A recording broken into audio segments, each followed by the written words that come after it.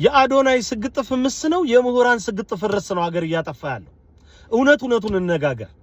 ለዶክተር በድሉ አቅጅራና የሳቸው አይነት አመለካከት ላላቸው ሁሉ ነው ይሄ መልእክት።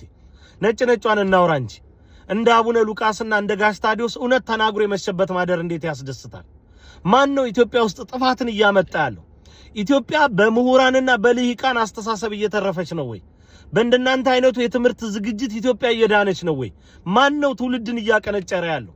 እንደ ዳንኤል ክብረት አይነቱ የታሪክ ተመራማሪነት ራስና አንቱታን አትርፎ የተማረው መጥፊያ ሆኖበት አይደለም ወይ አገር እያጠፋ ያለው? በታሪክ ትምህርቱ ታሪክን እያጠፋ አይደለም ወይ ያለው? ስንቱ ዶክተርና ፕሮፌሰር ተብሎ ተሰይሞ አገርን አዳነ? ስንቱ መግቢያ ጉድጓድ ጠፍቶበት አይደል እንዴ ራሱን እንኳን ያውቀት ሳያድን ተሸሽጎ ይቻ ሀገር እንዲ ፍርስርሷ እየወጣ ያለው?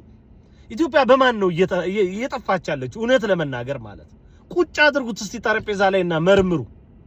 ይሄን አዶናይ አይነቱ ቢያንስ በዓለም እንደ አድቨርታን ስታይል በመንፈሳዊ ደግሞ እንደ ቅዱስ ያሬድ ክፍተቱ ይታረምለታል፣ በሽታው ያሽርለታል። አረ ቢያንስ የሱ ስግጥ ፍምስ እንደነጋሽ ሰሌ አይነቱን የመኪና ባለቤት ሊያደርግ ይንደረደራል። ስንቱን ችግረኛ ይረዳል። ቢያንስ ፎልስ ናይን ነው። በእግር ኳስ ፎልስ ናይን የሚባል ያጥቂ ባህሪ አለ። በዛ አይነት መደብ ልናየው እንችላለን። በእንደናንተ አይነቱ ግን ኢትዮጵያ እየዳነች ነው ወይ?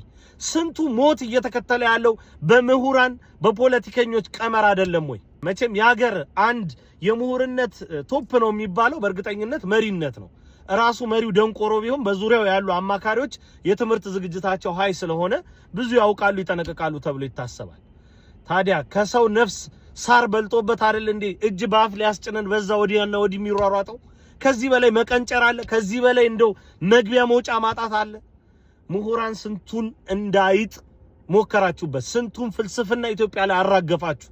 ነገር ግን ሀገራችን ከድህነት አረንቋ ሳትወጣ ዛሬ መኖር የሚባል ነገር ለኢትዮጵያ አንገብጋቢ ነገር ሆኖ ስንቱ ፈረሰ፣ ስንቱ ወደ ሞት ተሸኘ። ከትምህርት ችግር ባይኖርብኝም የምሁራን ነገር ግን አንገብጋቢ ይሆንብኛል። ይሄ ጥያቄ